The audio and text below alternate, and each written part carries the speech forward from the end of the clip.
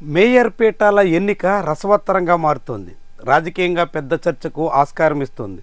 కేవలం 3.5 నెలలు మాత్రమే గడువున్న పదవుల కోసం తెలుగుదేశం పార్టీ నేతలు తీవ్రంగా శ్రమిస్తున్నారు.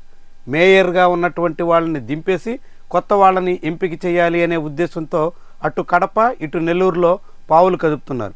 ఇప్పటికే కడపలో మేయర్ సురేష్ బాబు మీద వేటేయడంతో కొత్త మేయర్ ఎన్నిక అనివార్యంగా మారింది.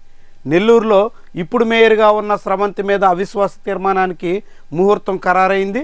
అవిశ్వాస తీర్మానంలో టీడీపీ ప్రతిపాదనలు గెలవడం అనివార్యంగా కనిపిస్తుంది. ఇక కొత్త మేయర్ ఎవరు అన్న చర్చ సాగుతోంది. దాంతో ఇప్పుడు కడపలో నెల్లూరులో 2 చోట్ల మేయర్ పీఠాల చుట్టూ సాగుతున్న రచ్చ అంతా ఇంత కాదు. కడపలో మేయర్గా సురేష్ బాబుని తొలగించామన్న సంతృప్తి తెలుగుదేశం పార్టీ ఎమ్మెల్యే మాధవిరెడ్డికి కొంత మేరకు కనిపిస్తుంది. కానీ తదుపరి మేయర్గా టీడీపీకి బలపరిచినటువంటి వాళ్ళనే గద్దెనెక్కించాలి అనే లక్ష్యం మాత్రం చేరేలా కనిపించట్లేదు. అంటే సగం తృప్తి మాత్రమే టీడీపీకి దక్కబోతుంది.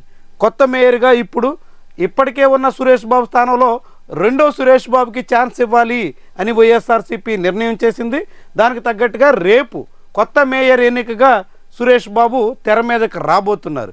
దీంతో కొత్త సురేష్ బాబు వచ్చిన తర్వాత కూడా టీడీపీ ఎమ్మెల్యే ఆటలు సాగడానికి ఆస్కారం ఉండబోదు అని అంతా అంచనా వేస్తున్నారు. దాంతో కడప మేయర్ పీఠం చుట్టూ సాగుతున్న రచ్చ మరికొంతకాలం పాటు అనివార్యంగా సాగబోతుంది అనే అనుమానం అయితే ఉంది.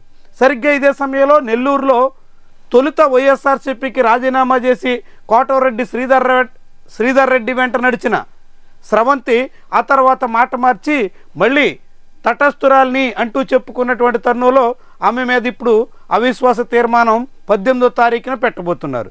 ఇప్పటికే 54 మంది కార్పొరేటర్లు ఉన్న నెల్లూరు మున్సిపల్ కౌన్సిల్లో దాదాపుగా 42 మంది వరకు తెలుగుదేశం పార్టీకి అనుకూలంగా ఉన్నారు. దాంతో పొట్లూరు స్రవంతి తన పదవికి రాజీనామా చేస్తారా, లేకుంటే అవిశ్వాసంలో ఓటమిని చవి చూడక తప్పని పరిస్థితిని ఎదుర్కొంటారా? ఈ రెండే ఇప్పుడు ఆమెకున్నటువంటి ఆప్షన్స్గా కనిపిస్తున్నాయి.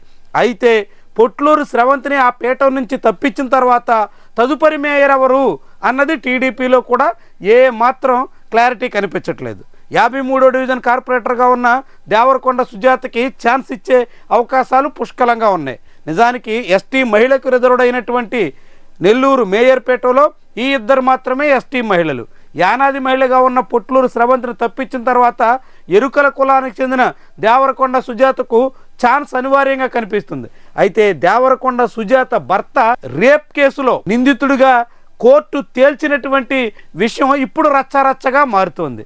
ఒకసారి మేయర్ భర్త రేప్ కేసులో నిందితుడని తేలిన తర్వాత అలాంటి నిందితుడికి అవకాశం కల్పించేలా ఆ నిందితుడి భార్యకి మేయర్ పీఠ అప్పగించడం ఏ రకంగా సమంజసం అనే మాట టీడీపీలోనే వినిపిస్తోంది. దాంతో ఇప్పుడు దేవరకొండ సుజాతని మేయర్ పీఠం మీద కూర్చోబెట్టగలుగుతారా, లేకుంటే రాబోయే 3 నెలల పాటు మేయర్ లేకుండా ఇన్ఛార్జి మేయర్తోనే సరిపెట్టేస్తారా? ఇదే ముఖ్యమైనటువంటి విషయం. రూప్ కుమార్ మరింతగా తన పట్టు చూపించుకునే ప్రయత్నంలో భాగంగా కొత్త మేయర్ ఎన్నికకు అవకాశం లేకుండా చూడాలి అనే ప్రయత్నంలో ఉన్నారు.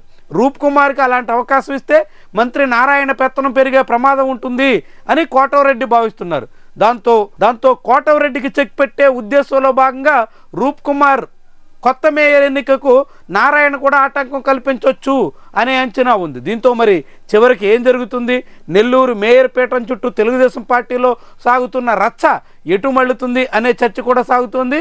కడపలో తాము ఆశించినట్టుగా తెలుగుదేశం పార్టీ మేయర్ పీఠం మీద కూర్చోబెట్టలేకపోయినా ఇప్పుడున్న మేయర్ని గద్దె దించగలిగాం అని తృప్తి పడుతున్నట్టే నెల్లూరులో కూడా ఇప్పుడున్న మేయర్ని గద్దె దింపడంతోనే టీడీపీ నేతలు సంతృప్తి చెందుతారా, కొత్త మేయర్ని పీఠం మీద కూర్చోబెట్టగలుగుతారా?